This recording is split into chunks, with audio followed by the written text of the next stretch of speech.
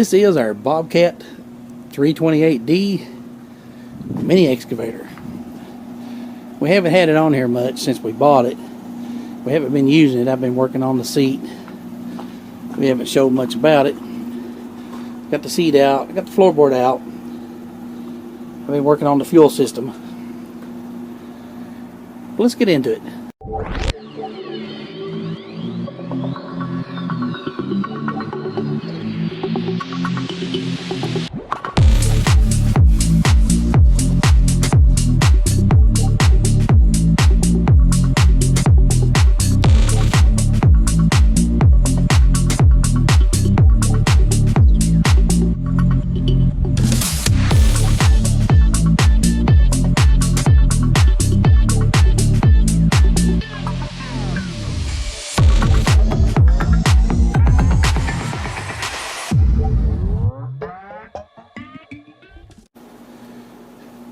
This Bobcat 328D is a mini excavator. It's about a little over 3 tons, I believe.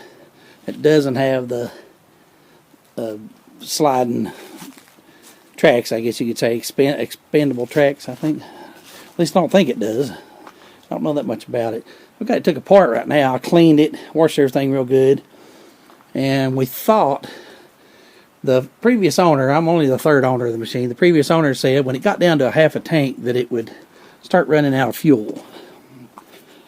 So naturally, what usually happens on the Bobcat skid steers is your pickup tube will break off. So I pull the pickup tube out. It looks fairly new. Doesn't seem to have any problem with it. And he also said that if it sits for a while, it won't start. It bleeds off. Now I know there's a problem with these Kubota engines. We thought that it might be the bulb. I haven't replaced the bulb, but somebody has recently. I do have a new one in the shop, just in case. But I don't believe that's it either. A real common problem with these, I pressure washed this engine, got it cleaned. It was covered with red clay. I mean, it was just horrible. Red clay everywhere. And a problem I've seen with these is these high pressure pumps. This is a 3-cylinder, so it's got 3 tubes. It's got 3 of these. I'm not sure what these are called, but I know you can mess them up if you take them out. But they have Buna-N O-rings in them, which is just like nitrile O-rings. And I ordered a set of the Japanese O-rings. I didn't actually get them from Kubota, but I got the Japanese metric O-rings. I'm going to try to, not today, when I get ready to, I want to take these little locking clips off, mark the location of the threads on this after I take these injection lines off, and slowly back those out one at a time and replace the O-rings on. They do have a copper disc that goes at the bottom of them, I believe, but I could probably get this little kit from Kubota or even Bobcat to replace the seals, but I believe I have the correct seals in one of the kits I've got, so I'm going to slowly take them out. I know it's leaking at least from this first one and maybe from the second one. So I'm going to take them out one at a time, replace the O-ring, and hopefully that'll I know it's going to take care of our leak down problem because it's not leaking back through the bulb, the primer bulb. It has to be leaking out here, and that's leaking our prime off. So that shouldn't be a real problem. I've seen people do it before. It does help to take this alternator off. We'll probably do that. And I do have a friendly relationship with the guy that used to service this machine. He's the one that actually told me about it. My friend Anthony, he does our hydraulic work for us. And he did just service this machine not even a year ago, back in June. And he told me what things he thought were wrong with it, and he was thinking that the bulb was bad too, and maybe the pickup tube. And I believe that our leak down problem is going to be right here. Now, as far as it getting down to a half a tank running out of fuel, I really don't. I don't know what would be causing that. You think it would be a hole in the line, which there very well could be.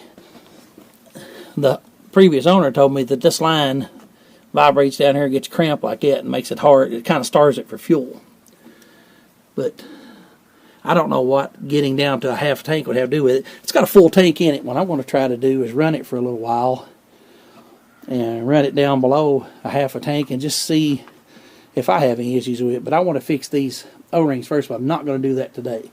What I've got in mind for today is I've got the seat repaired. I need to put the seat back in it, but I can't do that until I get this floorboard back in. And before I put the floorboard in, I want to coat that with some winterizing stuff. I got some wax spray in there. I can't think of the name of it right now. But I'm going to spray these lines. They're really rusty. They're not leaking. I run it for a long time after I started. I couldn't get all the mud out of them. This thing was just full. I mean, completely full of mud. And what I understand, those guys said that they rebuilt that hydraulic thing for the swing gear, that swivel, whatever you call it. I don't know what that's called. But I'm going to spray all this stuff down with some of that wax coating and just try to keep that corrosion away. And I need to change this headlight down here. This headlight doesn't work. And throw these floorboards back in it. Let me get some tools. This is an interesting headlight. There's nothing left of it. I don't believe the housing's, but no, it's got a good housing in it. I'm going to go inside here and see if I can find a replacement bulb. Let's see if I can get it out. I don't even know if I can get it out of there. We'll find out. Apparently the whole thing is the bulb. And I don't think I have a bulb like this. It's got a number, but I can't read it. So it's just a 2-wire bulb. Let's see what I can come up with in my stash. I thought that I might be able to pull the bulb out and just use a regular push-in bulb like this. This is a LED. It's got the same prongs down in there that you could just push it in, but the problem is it's soldered in, so that you have to buy this whole base with it. I got a machine that was loaded with these LED bulbs, and I changed every one of them out for regular bulbs and still didn't fix it. And it wound up being the fuse that was not making connection inside of its box. So, I mean, these are awesome bulbs that somebody put in that machine. Of course, I've got all standard bulbs in it now, but I've got these as replacements. They work in everything but usually a turn signal. If you try to put them in where there's a turn signal, they don't have enough resistance and your turn signals won't blink. Well, I'm stuck before I started. I don't have the headlight bulb I need. I'm going to have to go to the parts house and get it. Looks like it's a standard, like a bright headlight bulb. I guess I'll use some fluid film and spray down some of these connections here.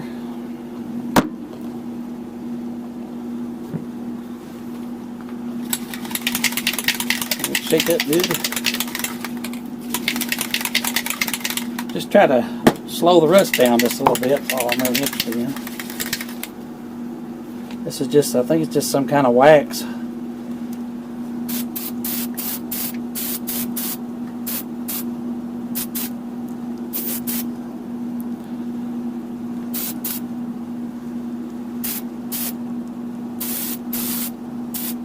Don't want to get it into the hydraulics, so I have to take the hoses off. We cleaned it up good beforehand. Just want to get it on there and try to slow that rust down a little. Cover some of these bolts, some of these rusty spots. Don't get it in the gas tank. So I think I found the bulb at the parts house. It's not, doesn't have a part number, but I got something that was as close as I could get.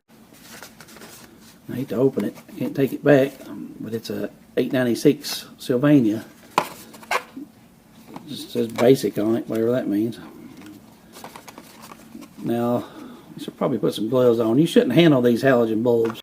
This halogen, if you get oil on the bulb itself, it ruins it. It will, something about it will cause the heat to transfer differently, and it will cause it to explode where your fingerprints are. I don't know if you can see.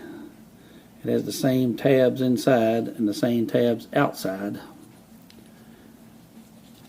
and there are locks on the top. You have a wide offset.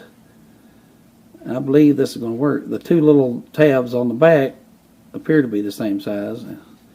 Looks like the same bulb to me. It's just this one didn't have a part. Well, that one does. This one didn't have a part number on it. You couldn't really see it. And I went through Bobcat's website, and they had a bunch of Bobcat numbers. But we'll go try this one and see what happens. I can't decide if I want to put it in the light first. I guess I'll plug it into this first, make sure that it fits.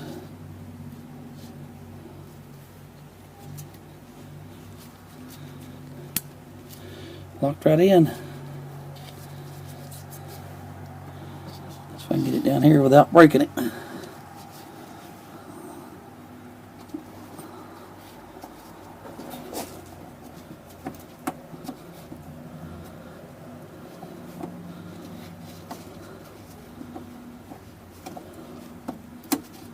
don't know if it's going to fit in there or not.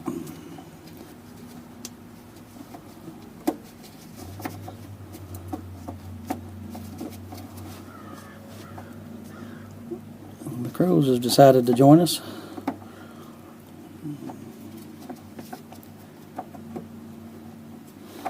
Well, struggling.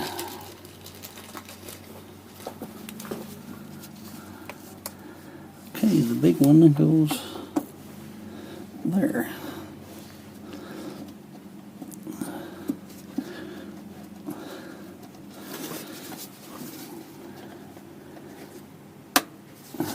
I guess it's in there. Seems to be.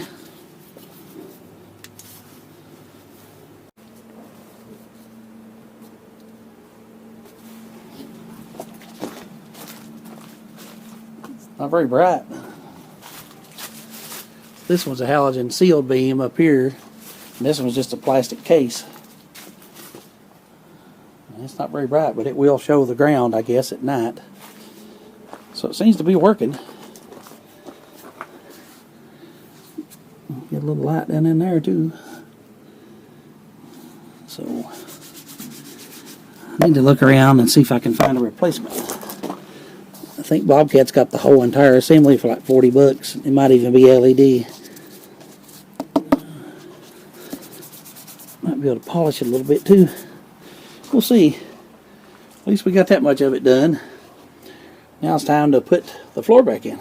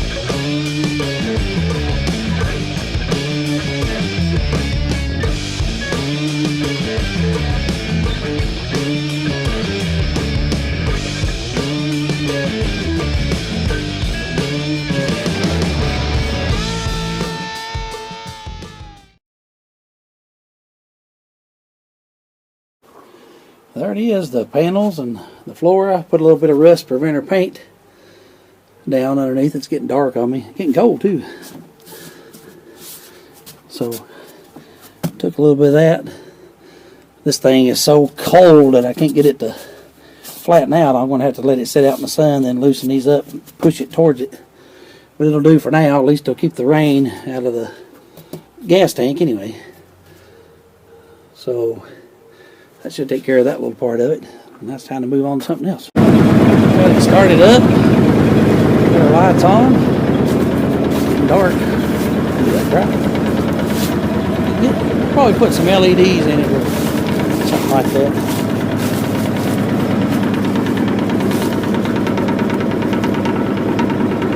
Well,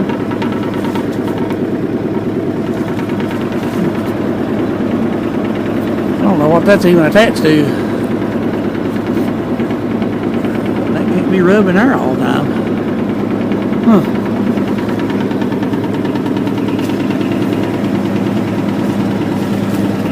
Kind of bright out in front.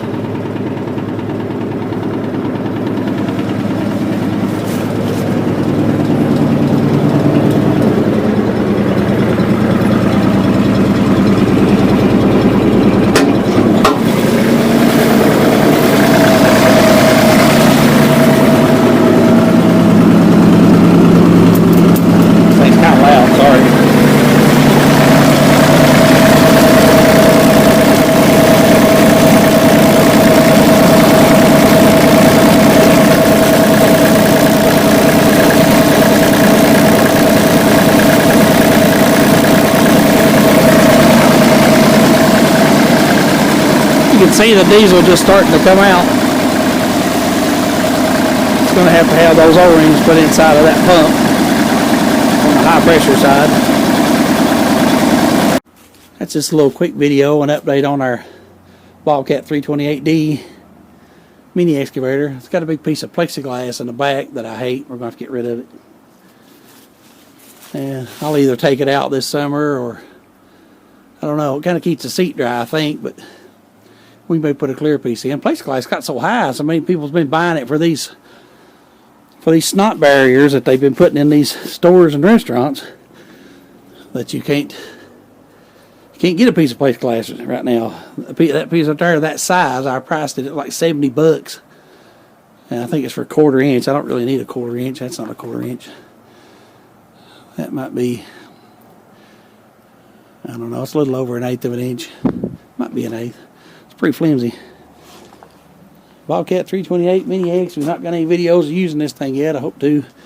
I'll get the seat in it probably tomorrow, and we can get this thing out in the yard and start digging with it. And I may even put those seals in. I'm gonna wait and see how bad it leaks first. It doesn't seem to be having any trouble starting up. It started every time I've tried. He may have had to leave it sitting for a long time. It may have just leaked off, which any machine's gonna do that. I appreciate you guys watching.